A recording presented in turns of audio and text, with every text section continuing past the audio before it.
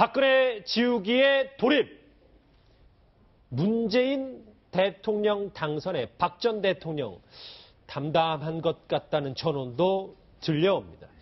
이 보신 본격적인 이 시동을 건 적폐청산 얘기를 하기에 앞서서 먼저 문재인 대통령이 오늘 첫 현장 행보로 이곳을 찾았습니다. 화면으로 만나보시죠. 저곳은 여러분들도 다 아시는 인천공항인데요. 첫 현장 행보로 택한 곳이 바로 인천공항입니다. 인천공항에는 약 10,000명이 넘는 비정규직이 있는 곳으로 알려졌는데, 이현정 의원님, 네. 국정 철학의 신호탄, 저 현장 행보로 좀 봐야 되지 않겠습니까? 그렇습니다. 사실 인천국제공항이 세계적으로 가장 서비스가 좋은 그 공항으로 몇 년째 지금 뽑히고 있고, 또 그 공항공사가 평가도 그 공기업 중에서 가장 좋은 기업을 평가받고 있습니다. 근데 문제는 공항에 이제 근무하신 분들이 꽤 많은데, 그 중에서 한 10,000명 정도가 다 비정규직으로 근무하고 계시는 거죠. 그렇다 보니까 이 비정규직의 문제가 사실 공항공사의 큰 문제였습니다. 근데 아무래도 이제 문재인 대통령이 취임 때 이 비정규직의 정규직 해소, 그 다음에 이제 일자리를 확충하는 문제, 이런 문제를 일자리 창출을 가장 제1번 공약으로 내걸었지 않습니까? 그래서 오늘 그 취임한 지 이제 사흘 만에 일단 인천공항공사를 찾아간 것은 아무래도 비정규직의 대표적인 기업이라 할 수 있는 인천공항공사에서 뭔가 일자리, 앞으로 공기업들 같은 경우에 이제 이런 비정규직을 좀 없애겠다, 이런 일자리에 대한 메시지를 주기 위한 그런 어떤 좀 첫 행보로 읽혀지고 있습니다. 그렇군요. 예, 소국장님, 그런데 이렇게 공항을 찾기 이전에 오늘도 소통 출근길이 굉장히 화제가 됐더라고요. 문 대통령 출근길에 주민이 무려 200여 명이 몰렸다고 하던데요. 이른바 그 문 대통령이 깜짝 하차라고 하죠. 차에 오르지 않고 내려서 주민들과 악수하고 이런 사실이 이제 어제 쭉 보도가 되니까. 오늘 또 마찬가지로 이제 문재인 대통령이 9시에 자택을 나와서 그 빌라 입구까지, 홍은동 빌라 입구까지 차를 타지 않고 걸어 내려오면서 거기 나와 있던 주민들이랑 쭉 악수도 하고 이렇게 했습니다. 어떤 일부 이제 잠시만요. 저 공항에서도 저렇게 한 시민이 문 대통령에게 이제 같이 접근한 다음에 셀카도 같이 찍네요. 예, 말씀하십시오. 요즘에는 셀카가 유행인 것 같아요. 그냥 셀카 찍는 방법까지 이렇게 대통령이 알려주기도 하고 그러던데. 예. 그래서 보니까 이 홍은동 그 자택 입구에 한 200여 명 주민들이 몰렸다고 하고요. 이건 어제에 비해서 한 10배 가까운 인원인데, 아무래도 대통령이 그런 깜짝 하차해서 악수도 하고 뭐 이렇게 한다는 사실이 알려지면서 많은 국민들이 좀 관심을 갖고 가는 것 같습니다. 어떤 국민은 이제 그 문재인 대통령의 저서, 그 운명, 그 책을 가지고 와서 사인을 요청하기도 하고, 또 어떤 주민은 뭐 피켓에다가 뭐 힘내세요 이렇게 써서 또 가져가기도 하고 뭐 이런 행보를 했는데, 이 지금 이제 경우와 관련해서 그동안에 이른바 낮은 경우, 열린 경우, 또 친근한 경우 이렇게 하면서 대통령과 시민들의 접근을 뭐 많이 막지 않았는데, 거기에 대한 또 걱정도 우려도 제기가 되고 이러다 보니까 오늘은 이제 경찰들이 조금 이렇게 나름대로 통제선을 좀 확보를 해서 어느 정도 안전한 그런 경호를 해가면서 좀 주민들과 만나는 그런 시간을 가졌던 것으로 알려지고 있습니다. 그럼에도 불구하고 한 시민은 저렇게 셀카에 성공을 했습니다. 허 교수님. 네네. 오늘 이제 문재인 대통령 취임 사흘째인데 오늘 또 달라진 게 문재인 대통령이 이 본관이 아니라 위민관에서 이제 근무를 시작했다, 이런 보고가 들려왔어요. 그렇습니다. 청와대에 비서동이 크게 3개가 있는데요. 그걸 위민 1관, 2관, 3관 이렇게 하고 있습니다. 근데 2개는 박정희 대통령 때 지어서 아주 좀 낡았고, 하나는 이제 노무현 대통령 새로 신축을 했는데 그 건물 중에 3층에 수석보좌관 회의도 하고 또 그 대통령의 집무실도 있고 그렇습니다. 저기 화면에 보이네요. 예. 저기는 지금 뭐 1, 2관 이렇게 지금 나와 있는데 원래는 3동입니다. 3동인데 저기에 이제 3층에 그 수석보좌관 회의도 하고 그 옆에 이제 그 대통령이 직무 볼 수 있는 작은 공간이 있었습니다. 그 이제 저기서 근무를 하게 되면은 옆방에 있는 비서관들을 언제든지 문 열고 가서 만날 수가 있죠. 행정관들도 마음대로 같이 다 있으니까 만날 수도 있고, 말단 행정관에서부터 비서 수석들까지를 마음껏 방문만 열고 나가면 어디서든지 만날 수 있기 때문에 그야말로 소통이 매우 편리한 공간 구조이다. 특히 이제 노무현 대통령 때까지는 각 비서관실별로 칸막이가 다 있었습니다. 그런데 이명박 대통령이 취임하면서 칸막이 없애라. 그래가지고 아예 통째로 칸막이를 다 없애버렸어요. 그래서 가보면은 이 비서관하고 행정관들이 저는 다 노출이 되어 있습니다. 수석들만 따로 방이 있고, 그리고 파티션도 낮추어라 이래가지고 가면 파티션도 아주 낮게 되어 있어서 전부 전 얼굴이 일하는 게 다 보이는 그런 구조로 지금 되어 있어서 저기 근무하면 언제든지 만날 수 있는, 소통할 수 있는 그런 구조입니다. 그러니까 고 박사님, 저게 이제 광화문 이제 청와대 광화문 시대를 열기 위한 전초전으로 위민관에서 좀 시작을 몸을 풀고 좀 이러는 겁니까? 그런다고 봐야죠.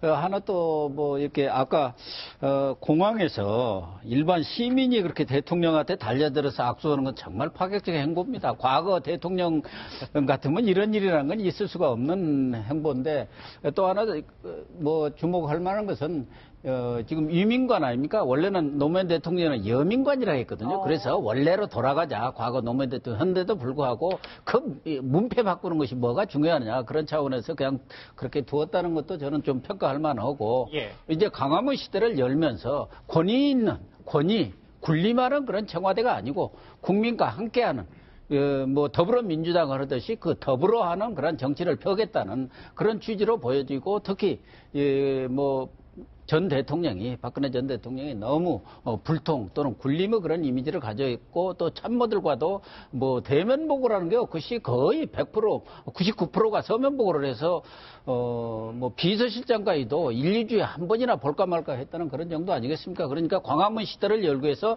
전초전으로 위민관 내려오고 그다음에 광화문 지금 서울청사 이런 그 준비가 완료가 되면은 대선 공약처럼 광화문으로 내려와서 집무를 하면서 정말 시민들과 함께하는 그런 대통령이 되지 않겠나 그런 기대를 해봅니다. 뭐 본인에게는 매우 익숙한 공간이지 않습니까? 예를 들어서 민정수석을 초기에 할 때는 저기 바로 정부종합청사 별관 지금 외교부 건물 6층에서 근무를 이미 했었고요. 그렇죠. 그다음에 시민사회수석과 비서실장을 할 때는 바로 저희 위민관에서 근무를 했습니다. 그렇기 때문에 매우 친숙하고 매우 편한 공간이기 오히려 때문에 본관이 더 어색하겠어요. 그렇습니다. 오히려 그렇기 때문에 예. 그렇게 하면 아주 소통이 잘 되는 공간 구조가 될 거라 봅니다. 자, 오늘 첫 현장 행보 그리고 이 위민관에 나선 문 대통령 얘기 오늘 얘기를 해봤다면 이제부터는 본격 시동을 건 적폐청산 얘기를 해보겠습니다.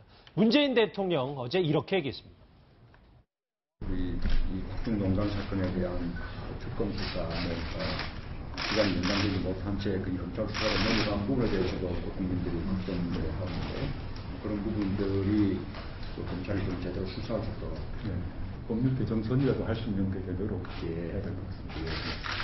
남아있는 일이 직접 산중입니다. 이제부터는 취임 3일째 적폐청산 얘기를 본격적으로 해보기 위해서 제 오른쪽에 준비한 게 있습니다. 같이 한번 보실까요? 문 대통령 적폐청산 프로젝트입니다. 이제부터 박근혜 정권의 이제 그림자, 박 정권의 유산 인물들을 하나씩 볼 텐데 먼저 좀 큰 틀에서 봐야 될 것 같아요. 예, 이현정 의원님 일단 공약 1호로 내세울 만큼 적폐청산을 굉장히 신경을 쓰고 있는데 일단 어느 정도 가능하리라 예상을 하세요? 일단 이제 공약 1호로 적폐청산 특별위원회를 구성을 해서 여러 가지 이제 적폐청산 관련된 이제 과거 정부의 문제들을 좀 이제 조사를 하겠다 이런 이제 입장들을 이야기를 했었고, 근데 이제 아무래도 제가 볼 때는 좀 생각보다 좀 빨리 어떤 입장들을 낸 것 같아요. 그건 뭐냐면 아무래도 이제 집권 초기에 힘이 있을 때 이런 것들을 해야지만이 되고 또 이제 여러 가지 증거인멸의 어떤 가능성도 충분히 있는 것이거든요. 그렇기 때문에 아마 이제 어제 그 이 민정수석, 그 조국 수석의 어떤 그 오찬 자리에서 여러 가지 이제 주문을 했던 것 같습니다. 특히 이제 그 예전에 지금 특검 수사에서도 좀 배제가 됐던 이 정윤회 문건 사건. 이거 같은 경우는 사실은 민정수석실이 어떤 면에서 좀 주도했다고 볼 수가 있거든요. 자, 그렇다면 그 부분은 그 검찰에서 조사를 못했어요, 특검에서. 예. 뭐 우병우 수석도 마찬가지고 뭐 압수수색도 못하고 있기 때문에 이제 그런 문제라든지. 왜냐하면 그 사건 때문에 한 명의 경찰관이 자살을 했고 또 이제 박관청 경장관 구속되기도 했습니다만은 하여튼 그 의문 자체가 이제 풀리지 않고 있는 상황이죠. 그렇기 때문에 아마 지금 대통령 입장에서 본다면 이 문제는 한번 짚고 넘어가야 될 것이다.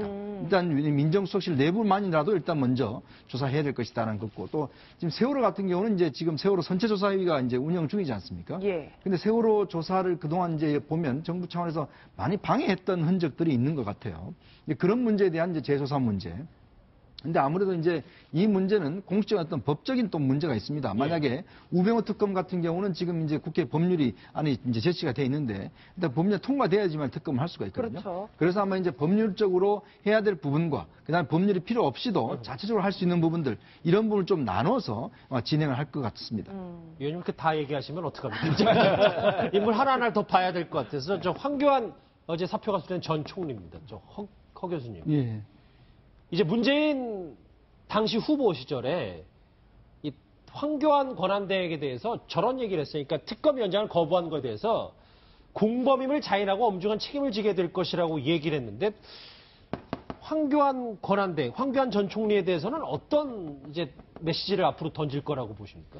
어쨌든 뭐 황교안 총리께서는 어쨌든 그 권한 대행으로서 국정을 책임졌던 그런 또 그 성격을 가지고 있기 때문에 국정의 연속 성상에 뭐 지난번에 마지막에 이제 조금 더 책임을 맡아달라 이 말씀도 하셨지만 또 동시에 지난 정부의 여러 가지의 그런 불법적이고 탈법적인 또 그런 국정농단에 직간접적으로 연결도 되어 있었기 때문에 또 저런 공범이라는 표현도 쓰신 것 같은데 이제 결국은 특검 연장을 거부함으로써 우리 국민들이 마지막에 특검에 걸었던 기대 일부분이 무너졌던 그런 기억들을 다 가지고 있습니다. 그래서 이제 저런 말씀을 하셨고 그래서 황교안 총리에 대해서는 뭐 어떻게 특별히 법률적으로 뭘 할 수 있는 그런 건 아니다라는 생각은 드는데요. 어쨌든 정치적으로는 황교안 총리도 조금은 책임을 져야 될 그런 면이 있지 않나 그런 부분들을 동시에 지적한 것이라 그렇게 봅니다. 예. 네, 소국장님, 이게 보면 홍준표 전 지사가 뭐 잠시 뒤에 저희가 미국 출국기를 좀 현장을 연결해서 목소리도 들어볼 테지만 자유한국당 이 적폐 프로젝트에 반발이 만만치가 않아요. 그렇죠. 홍준표 전 후보가 이렇게 뭐 민주당 마음대로 하게는 안 둔다. 나는 싸움의 천재다. 막 이런 얘기도 했죠. 또 그러면서 어떤 이 자유한국당 긍지로 산업화를 주도했던 이 세력에 대한 긍지를 갖고 다시 시작하자. 어떤 이런 이제 강한 의지를 보이면서 미국으로 오늘 이제 출국을 하는데 이게 지금 보면은 그러니까 지금 야당들이 전부 다 지도 체제가 이번에 새로 이제 짜야 되지 않습니까? 한 6월 말 뭐 7월 넘어가야 이제 짜여질 것 같은데 그런 부분에서 앞으로 어떻게 이제 누가 지도 체제를 장악을 하느냐 이런 문제가 중요할 것 같고 이 자유한국당 입장에서는 특히 이번에 이제 이 국민의당을 제치고 2위를 하면서 문재인 대통령의 맞설 상대는 우리다라는 그런 메시지를 지금 강하게 대척점에 서겠다라는 의지를 분명히 하고 있습니다. 예. 하지만 이 부분에 이제 변수가 조금 있는 것이 이른바 적폐청산 작업에는 제도 개혁도 있겠지만은 이 쉽게 생각하는 사정 작업 이런 것이 뭐 필연적으로 뒤따르지 않겠습니까? 그렇다 보면은 전 정권과 관련된 여러 가지 부분에 대해서 이러한 또 사정 작업이 진행이 될 가능성이 높고 그랬을 때 그 폭풍이 자유한국당으로 몰아칠 그럴 가능성이 또 있다라고 봐야 되거든요. 그러니까 그런 부분과 향후의 지도 체제가 또 어떻게 짜이느냐 이런 부분들이 이제 본격적인 그 맞서는 강도를 우리가 가늠할 수 있는 하나의 잣대가 될 것으로 보입니다. 자유한국당은 이제 박근혜 정부를 2번 죽이는 거냐라고 반발하고 있는데 이 반발 목소리 지금 인천공항을 통해서 한번 들어보실까요? 이제 방금 전에 저희도 인천공항을 다녀왔는데 홍준표 전 후보, 홍준표 전 지사가 1시 30분쯤, 그러니까 지금 1시 35분인데 이제 미국행을 결정하고 전국 구상에 들어갑니다. 미국 출국 현장을 좀 저희 연결해 인천공항을 가볼 텐데 자, 취재진 앞에 섰습니다. 뭐라고 얘기하고 이제 미국으로 돌아가는지 한번 얘기를 들어볼까요? 자유한국당을 복원시켜준 국민 여러분께 정말 감사의 말씀을 드립니다. 그리고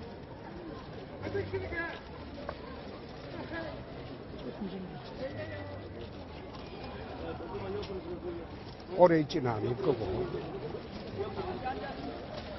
잠시 생각을 좀 정리하고 돌아오겠습니다.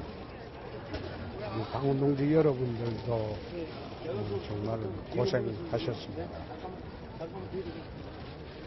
다시 보수 버세력을 재결집해서 이 나라가 친북 좌파의 나라가 되도록은 만들지 않겠습니다. 이미 10년 우리가 야당을 해본 경험이 있기 때문에 강력한 제1야당을 구축을 해서 이 정부가 잘못하고 있는 것은 국민을 위해서 철저히 견제를 하도록 하겠습니다. 하여튼 가봐야지. 방금 말씀하신 그 강력한 야당에서 어떤 역할을 하실 생각이 있다고 해도 될까요? 그건 나중에 이야기합니다.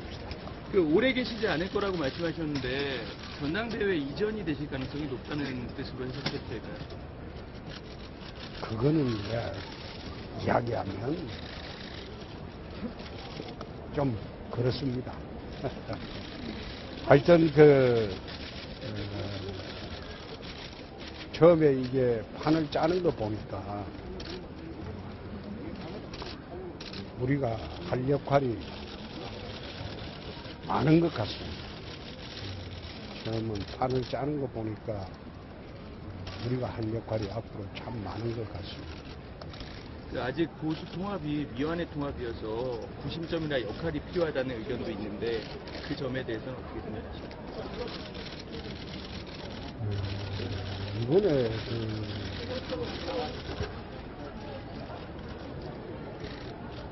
바른정당의 분들이 좀 더 돌아왔으면 좋겠습니다. 거기에 패션 좌파만 빼고 다시 돌아와서 바른정당의 분들이 좀 더 많이 돌아와서 보수 대통합을 하는데 역할을 좀 해줬으면 합니다. 오늘 아침에 정우택 대표가 그 대통령 후보 시절에 발동하셨던 당무 우선권으로 주최하셨던 그거 다 수용하기로 결정을 했거든요. 그거에 대해서 한 말씀 해주시면. 그거는 소용 여부하고는 상관없는 문제입니다. 그거는 소용 여부하고는 전혀 상관없는 문제. 이미 그거는 확정이 돼서 입당이 다 됐는데 성인 여부가 그건 아무런 의미 없는 행동입니다. 여태 그렇게 딴지 걸면 안 되죠. 딴지 걸면 안 되죠. 모처럼 무너진 보수정당이 재건이 되었는데 그거 작은 욕심 가지고 그런 짓 하면 안 되죠.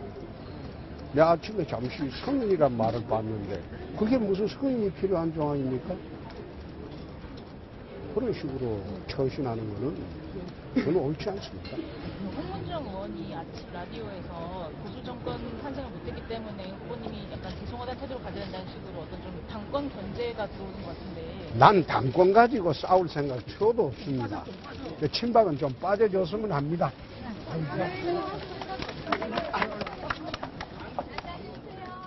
다시 스튜디오로 돌아오겠습니다. 문재인 대통령에 이어서 이번 대선 때 24%의 득표율로 2위를 기록했던 홍준표 전 지사가 조금 전에 인천공항에서 차남이 머물고 있는 미국으로 떠났습니다. 여러 가지 얘기가 좀 많이 있는데 핵심만 짚어볼게요. 일단 문재인 대통령의 첫 인선을 보니까 본인이 제1야당으로서 할 일이 많을 것 같다, 역할이 많을 것 같다 이런 얘기를 하네요.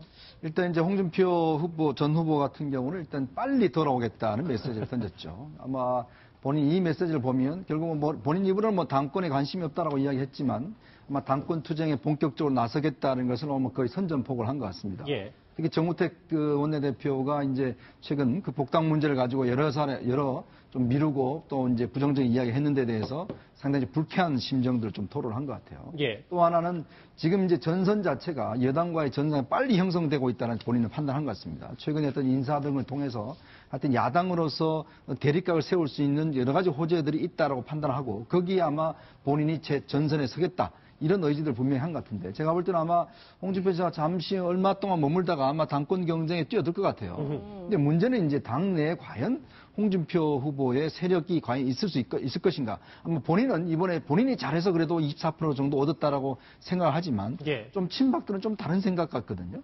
왜냐하면 사실은 지금 내부에 홍준표 전 후보의 세력이 그렇게 많지가 않습니다. 이번에 이제 입당한 바른정당 의원들은 물론 밀겠지만 여전히 친박 세력들이 많은 상황에서 어떤 치열한 당권 경쟁을 벌일 것 같은데 아마 오늘의 의미는 잠시 어떤 큰 전투를 앞둔 쉬러 가는 그런 어떤 전야군요. 그렇죠. 그런 것에 또 몽기 회복해서 오는 그런 상황이 아닌가 저는 입혀집니다. 예, 고 박사님 말씀하신 것처럼 홍준표 전 후보가 당권에 관심 없다 하면서 친박은 좀 빠져달라 이렇게 말하고 돌아섰단 말이에요. 앞으로 자유한국당 만만치 않을 것 같아요. 지금 당권에 엄청나게 관심이 많은 것이 오늘 지금 기자 공항 출국 얘기에서 다 드러났죠. 이제 생각을 정리하겠다 하니까 지금 여러 가지 얘기를 했습니다. 제1야당 강력한 제1야당 얘기도 그렇죠. 있고 보수 재건도 하고 바른정당 돌아와라 이런 여러 얘기 했는데 이제 미국 구상이 과연 어떻게 드러날 건가. 근데 크게 보면은 예상이 되는 것은 이 당권 경쟁이 친박과 홍준표 전 후보 간에 아주 치열하게 벌어질 가능성이 하나가 있다는 것 하나오고 예. 만약에 뭐 홍준표 전 후보든 또 다른 누가 당권을 잡든 앞으로 문재인 정권, 문재인 이 정부의 앞날이 여야 관계가 그렇게 순탄하지는 않을 것 같다. 녹록치 않을 것 같다는 것을 분명히 지금 홍준표 전 후보가 이렇게 애고를 하고 간 것으로 봐야겠습니다. 그래서 예. 뭐 이낙연 국무총리라든가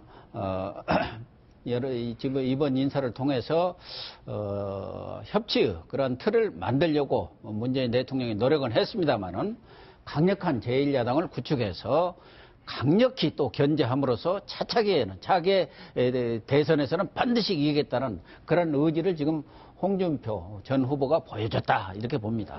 복당 의원들이 제 역할을 좀 했으면 좋겠다. 그리고 뭐 친박들은 빠져달라 뭐 이런 의미심장한 얘기를 했는데 홍준표 전 후보의 이 미국 구상이 본인 뜻대로 잘 될지 저희가 한번 지켜보도록 하겠습니다. 다시 저희가 홍준표 후보 자유한국당 얘기도 잠깐 했지만 다시 저희가 준비한 이 적폐 얘기를 좀 해봐야 될 것 같아요. 뭐 황교안 전 총리 얘기도 했지만 이 얘기에 대해서 정윤회 문건 재조사에 대해서도 어제 이 오찬 중에 문재인 대통령이 직접 언급한 게 있는데 그 목소리 한번 같이 들어보실까요? 우병우 전 수석의 범죄 행위에 대해서는 온 국민이 다 알고 있습니다.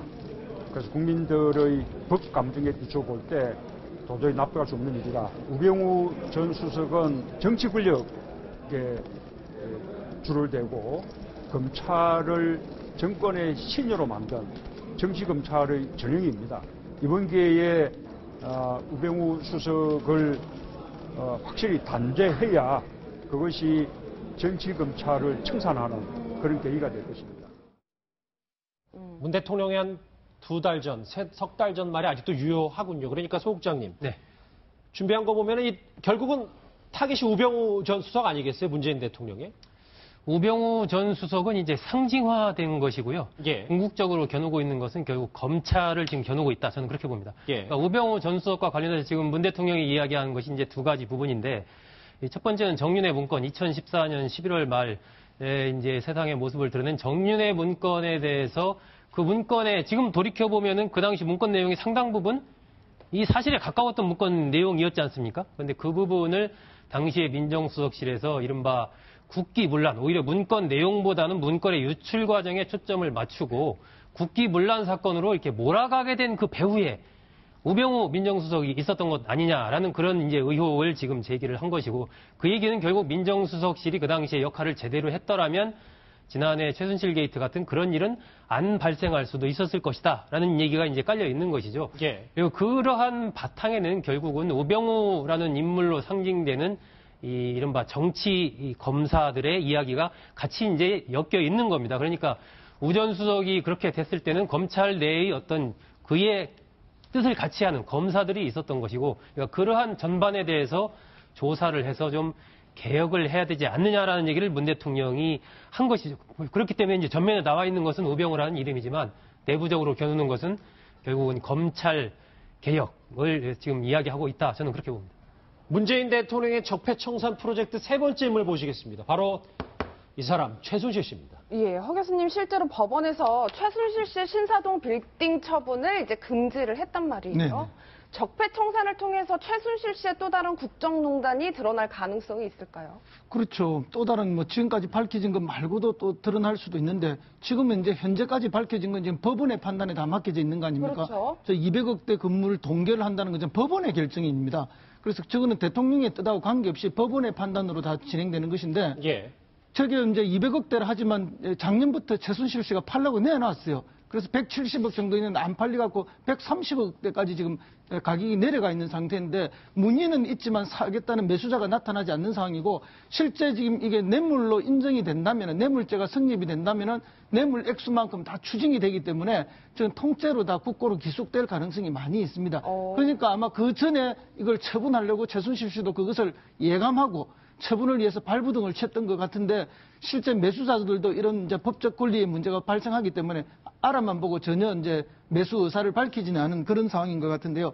사실은 이제 이 건 말고도 어쨌든 박근혜 대통령 출범을 전후해서 어쨌든 불법적인 정치를 통해서 생긴 어떤 국정농단과 관련해서 이득을 취한 것들이 있다면 그것이 법원에 의해서 판단이 다 되어진다면 뭐 재산은 다 몰수가 가능하다. 그러나 뭐 과거에 뭐 30년, 40년 전에 있었던 것은 그렇죠. 그런 거는 불가능하죠.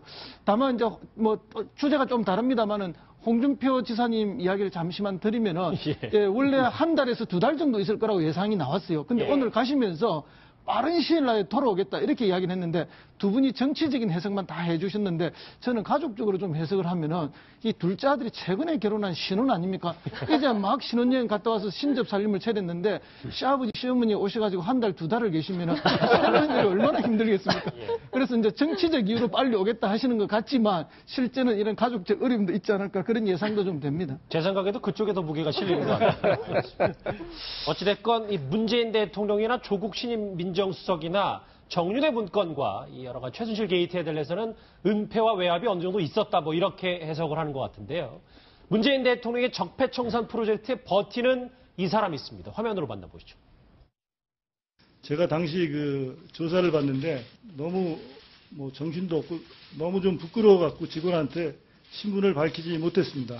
그러면 이 사고를 경험 삼아서 앞으로 청장 후보자께서 승진을 시켜야 될 경찰이나 또는 후배 경찰이 이런 음주 사고를 냈을 때 과연 청장님이 징계를 하고 해임을 하고 강동을 할 수가 있겠습니까? 예, 의원님께서 지적하시는 그런 부분이 제가 가장 어려운 부분이라고 생각합니다. 준비한 거 마지막으로 보시겠습니까? 지금 이철성 경찰청장입니다. 적폐청산 프로젝트의 마지막이 될 수도 있을 것 같은데 일단 뭐 박 전 대통령의 순장조라고 일컬어졌지만 사퇴를 지금 이현정 의원님 거부하고 있어요. 이유가 뭡니까? 아마 이제 오늘 보니까 이철성 청장에 대해서는 좀 묘한 분위기가 좀 이렇게 있어요. 왜냐하면 오늘 이제 표창원 의원이 아마 이제 경찰 출신이죠. 경찰대 교수 출신인데 표창원 의원 인터뷰를 하면서 이철성 청장은 지난 촛불 집회를 잘 하도록 했다. 그리고 촛불 집회에 있을 때 잘 집회를 관리를 해서 참 기여한 바가 크다. 이런 칭찬을 이제 했습니다. 이제 그런 걸로 보면 지금 사실 어떤 면에서 보면 이철성 청장 같은 경우는 임명 당시부터 이제 그 음주 단속에 음주 걸린 거에 대한 은폐 문제라든지 또 뭐 최순실 인사가 아니냐 등등에서 논란이 많이 됐었죠. 근데 이제 본인이 어제 이제 사퇴할 거냐 보니까 저는 사퇴할 생각이 없다라고 이야기를 했어요. 그리고 지금 뭐 여당 내에서도 이철성 청장에 대해서는 크게 뭐 이야기가 나오고 있지 않아요. 예. 이런 걸로 보면 조금의 어떤 분위기 변화가 있지 않는가. 그건 뭐냐면 아마 이철성 청장이 지난 그 촛불 집회에서 특히 이제 어떤 촛불 집회를 잘 또 뭐 허용을 했고 또 관리를 해왔다. 그리고 뭐 태극기 마찬가지고 이것에 대한 것들이 좀 여권 내부에서 좀 긍정적인 평가를 내리는 것이 아닌가라는 그런 기류도 좀 있습니다. 그런데 고 박사님 뭐 네. 일각에서는 뭐 최순실 씨 입김이 들어갔다라는 얘기도 있었는데 어쨌든 이게 임기직이고 본인이 버티겠다고 하면 문재인 대통령에서는 측 입장에서는 뭐 일부러 내보낼 수는 없는 거잖아요. 골치 아픈 일이죠. 근데 사람이 눈치가 있고 염치가 있어야 하는 겁니다. 아까 홍준표 전 후보 그 아들집에서 이렇게 몇 달 있겠냐 해갖고 웃었는데 그래서 한 달뿐이 아닌 것 같다. 자 빨리 오겠다 하는데 홍준표 지사가 얼마나 눈치가 빠른 분입니까? 아마 가더라도 신혼부부 집에 하루 정도뿐이 있지 않을 것 같아요. 다른데 호텔에 있지 그런 정도 눈치가 없는 분이 아닌데 이분은 이철성 경찰청장은 정말 눈치가 없는 분 아닌가 보여져. 저는 임기직은 임기를 다 마치는 것이 원칙이다. 그것이 정권이 바뀌든 누가 바뀌든 그것이 원칙이라고 보지만 1년 3개월 남았어요. 예, 그것이 원칙이라고 보지만 이철성 이 경찰청장은 여러 가지로 그동안 문제가 많았던 흠결이 많았던 사람입니다. 음주운전 그 차가 거의 뭐 폐차가 될 정도로 음주 사고를 냈는데 아무 일이 없었던 것처럼 처리가 됐던 것 아닙니까? 그것도 청문회 과정에서 논란이 됐었고 더군다나 지금 말씀하신 대로 이 최순실 씨가 추천을 한 것으로 뭐 그 사실로 밝혀진 것은 아닙니다만은 뭐 장시호 씨라든가 이 증언으로 봐서는 상당히 개연성이 높은 그런 사안이란 말이에요. 그렇다고 한다면은 이런저런 구설수의 고위직이라는 것은 본인의 잘못에 관계없이 구설이 오르고 그것이 국민적인 관심사가 되면은 거기에 응분후 도덕적, 정치적, 어떤 행정적 책임을 지는 것이 고위직이 가져야 할 기본적인 자세라고 보는 겁니다. 이 뭐 촛불 얘기했는데 촛불 집회를 경찰이 관리해서 잘 된 거 아닙니다. 시민들이 엄청나게 성숙했습니다. 그때 경찰이 막 진압을 하고 할 때도 시민들이 나서서 그 좀 과격한 그런 그 시위자들에 대해서 제동을 걸고 그랬지 않습니까? 예. 또 경찰은 행진을 거의 이 세종대왕상 그 정도 선에서 율곡로 거기서 막으려고 했지만 그 법원에서 정말 허락을 해가지고 그렇게 시위가 청와대 앞까지 이루어졌고 저는 뭐 이철성 경찰청장이 임기를 마치면은 좋겠지만 본인이 얘기한 대로 세술은 세부대에 담아야 하는 것이 당연한 것이고 그동안 여러 가지 무리를 빚은 점에 비춰볼 때 알겠습니다. 뭐 A에 맞는 그런 행보를 보이는 것이 옳다고 봅니다. 첫 번째 주제를 정리하기 전에 못다한 저 얘기가 있어요. 이제 박근혜 지우기의 돌입 이제 어느 정도 가닥이 잡혔는데 문재인 대통령 당선에 박 전 대통령이 좀 담담할 것이다라는 전언이 있었는데 친박 핵심인 홍문종 의원 이렇게 얘기했습니다. 목소리 들어보시죠. 뭐 박근혜 전 대통령도 문재인 대통령 당선을 알고 계시겠죠? 알고 계시겠죠. 네, 뭐 심정이 어떠실까요 지금? 네, 담담하시지 않으시겠습니까? 네. 예. 문재인 대통령께서 모든 국민의 대통령이 되겠다 이제 이렇게 말씀하시지 않으셨습니까? 네. 그래서 이제 대통령이 되셨는데 그래도 60%의 국민들은 문재인 대통령에게 찬성표를 보내지 않았거든요. 네. 그래서 그분들을 이렇게 아우를 수 있는 방법이 뭘까? 이제 그런 의도에서 네. 박근혜 전 대통령에 대한 문제도 언급을 한 것이 아닌가 그렇게 생각을 하고요. 네, 뭐 우선 담담하지 않겠습니까? 이렇게 이야기를 하는데 심정이 어떨까요?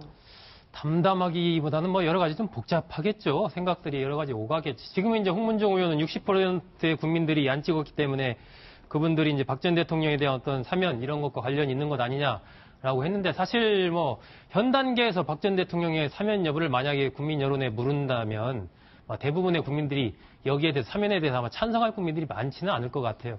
지금 박 전 대통령은 이제 재판이 본격화 되겠지만은 앞으로 이제 정계가 어떤 식으로 흘러갈 것인가 굉장히 좀 관심이 많을 것 같고 특히 자유한국당의 그 당권에 대해서 이 향배가 어떻게 될 것인가. 아까 이제 홍준표 전 후보가 출국하면서 한 얘기 중에 마지막에 그런 얘기 했습니다. 이제 친박은 좀 빠졌으면 좋겠습니다. 얘기했지 않습니까? 그랬죠. 그러니까 처음에는 친박 부분에 대해서 양박이다, 이른바 양아치 친박이다라면서 비판하는 쪽으로 갔다가 그 후보 국면에서는 친박과 굉장히 이제 긴밀한 관계를 형성했는데 오늘 얘기 보면 다시 또 친박과 각을 세우는 쪽으로 이제 홍준표 전 후보가 입장을 정리한 것으로 보입니다. 그렇다면은 향후에 자유한국당 전당대회 국면에서 이른바 친박과 비박의 일대 대회전이 이제 펼쳐질 가능성이 높은데 그런 부분들이 어떻게 되느냐. 이것이 이제 박 전 대통령의 운명과도 일정하게 관련이 있고 자꾸 특히 친박 인사들이 박 전 대통령의 사면 문제를 이야기하는 것은 결국은 문재인 대통령의 이제 정치적인 부담을 자꾸 이제 지우는 것이죠. 그걸 환기를 시키는 것이죠. 엊그제 정우택 원내대표를 방문한 임종석 비서실장에게도 정우택 원내대표도 박 전 대통령의 사면 문제라는 걸 언급을 했지 않습니까? 이런 부분들은 자꾸 이제 문 대통령에게 그런 부담을 좀 이렇게 환기를 시키는 그런 정치적인 하나의 공세 효과를 노리고 있는 것이죠. 문재인 대통령의 전 정권 지우기 프로젝트 얘기를 좀 본격적으로 해봤습니다.